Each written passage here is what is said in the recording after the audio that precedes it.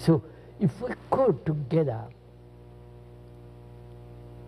examine and share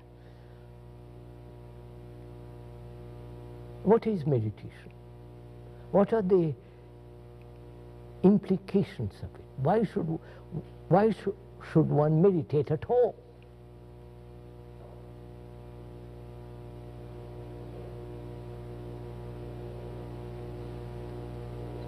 If it is a problem, you follow what I mean?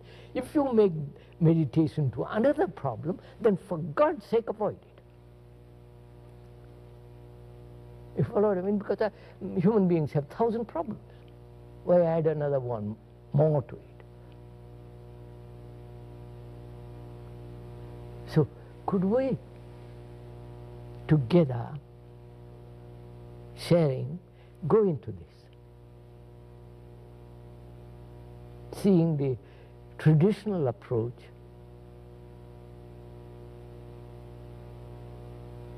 and seeing their absurdity. Because you see, sir,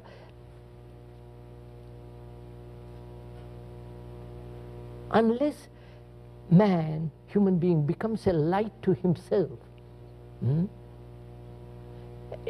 nothing matters.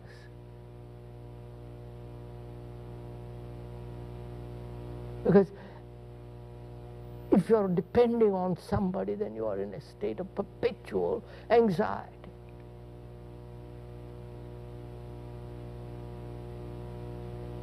So, could we examine this traditionally? First, why should one meditate?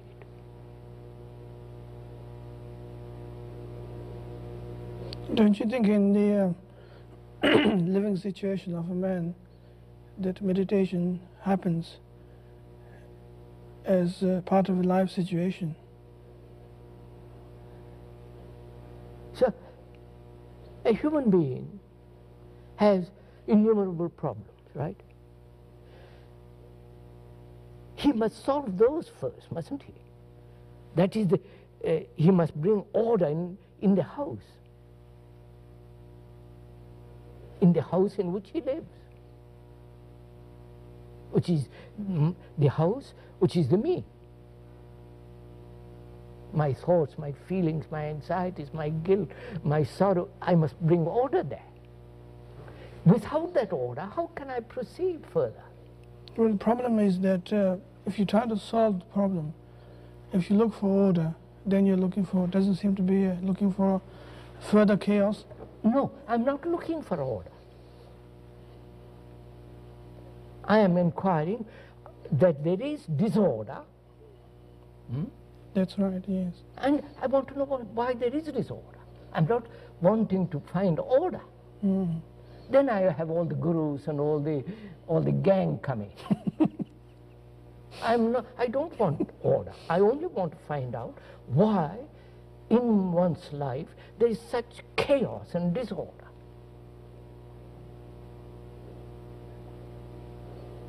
And a human being must find out, not ask somebody to tell him why there is disorder. Well, you can't find out intellectually. Intellect is part of the whole structure. You can't deny the intellect. But you can't use intellect to solve the intellectual problem. No. You can't solve the problem at any level except totally. Quite, yes. Now, that is, to solve the human problem of disorder, does that need meditation? In the ordinary sense of the accepted word meditation. I wouldn't say the conventional sense of meditation, but the meditation in the extraordinary sense. What do you mean by that, if I may ask? Extraordinary sense of meditation is trying to see the disorder as a part of the direction. To see disorder? To see disorder as order, if you like to call it. No. Or to see the disorder as order. No, to see disorder. But if you see the disorder, then it becomes the order. First I must see.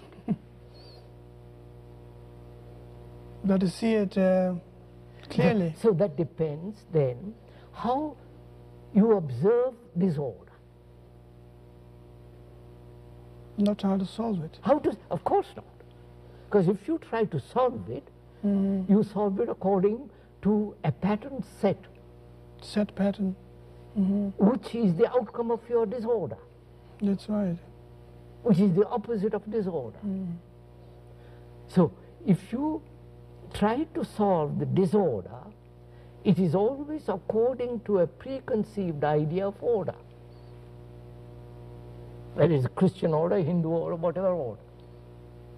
Socialist order, communist order. Whereas if you observed entirely what is disorder,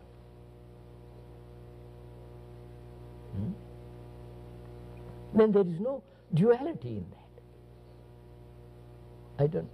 Yes, I see Now, what you mean. how is one to observe this total disorder which human beings live?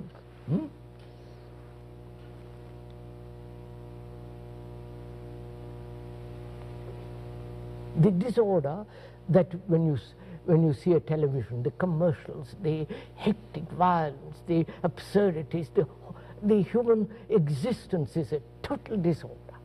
Killing, violence, and at the same time talking about peace.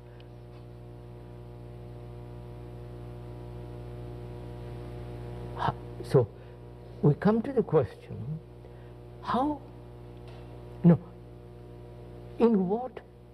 what is observation of disorder?